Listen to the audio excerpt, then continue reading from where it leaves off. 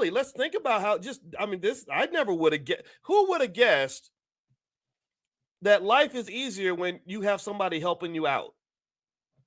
Who would have guessed that the sport of economics is easier when it's played with a team as opposed to playing by yourself?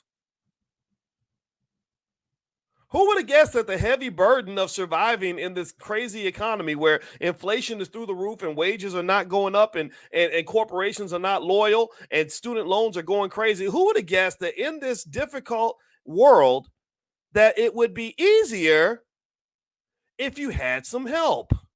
Oh my God. Wow. I'm so shocked by this that people who have help have less financial stress than people who don't.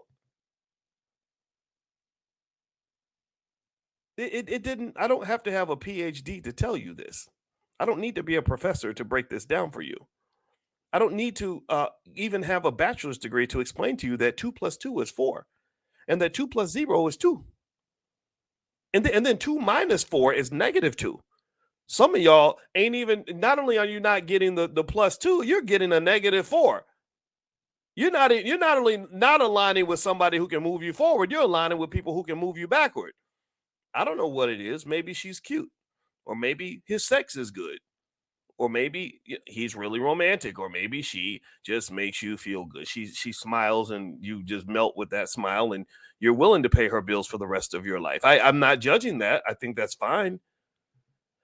But I just want you to understand that 2 plus 2 is still always going to be 4. The math is always going to keep mathing, even when you fall in love. And so ultimately what they're saying here is that financial anxiety, which is a huge problem for a lot of people, when they do surveys, they find that millions of people are experiencing extreme amounts of financial anxiety. They said people who have a teammate have less financial anxiety than people who don't.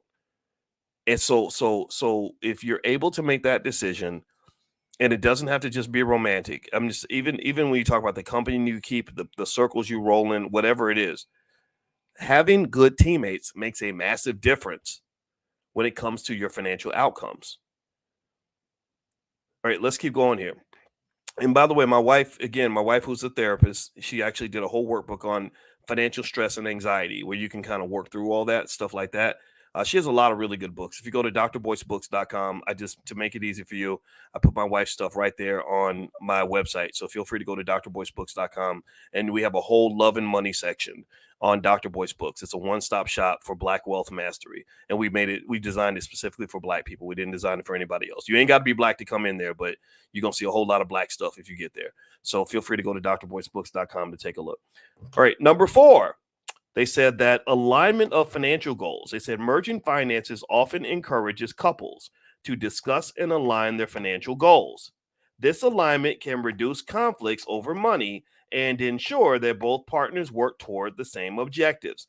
So, what they're saying here is that when you merge finances, it encourages you to discuss communication, there's that word again, and align your financial goals. That means that we are in the same car. I'm not trying to drive north while you're driving south. I'm not trying to go east while you're going west. We're both going the same direction. And also, we have the same objectives. I think that's really important because if you have the same objective, then you can conquer the objective as a team. If I'm trying to do one thing and you're trying to do another thing, then we're doing two things.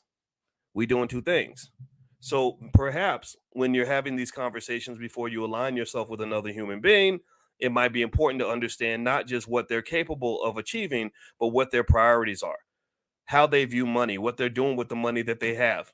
A lot of times I've seen men try to impress women by spending lots of money, and that's not impressive. If you're spending lots of money, that shouldn't impress anybody. That actually should show them that you're a financial fool. If you're spending lots of money to impress people, or if you are a person, so the fool is not just the person spending all the money. The fool is also the person who's impressed by the fact that you're spending all the money. There's nothing impressive about giving away all the resources. That's not impressive to me.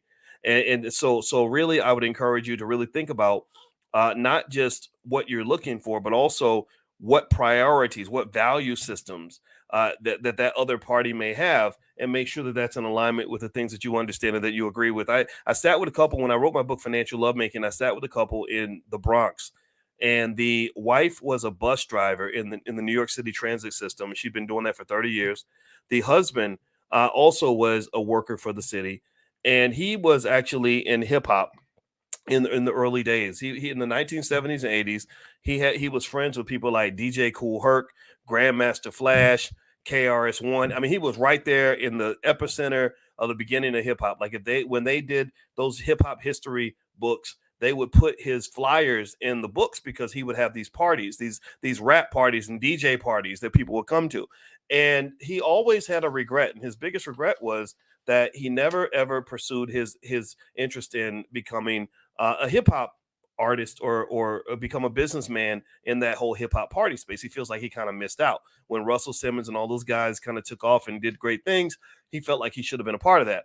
Well, anyway, he chose love over career, and he married his beautiful wife, and they had beautiful children. But he always had this regret that he never participated in the early stages of hip hop. So what he did, here's what happened. This was really crazy. So the couple had this credit card that was maxed out to like $10,000 or $12,000, and when the wife and the husband had worked together really hard to pay down this credit card. It took them a couple of years to pay it down to zero.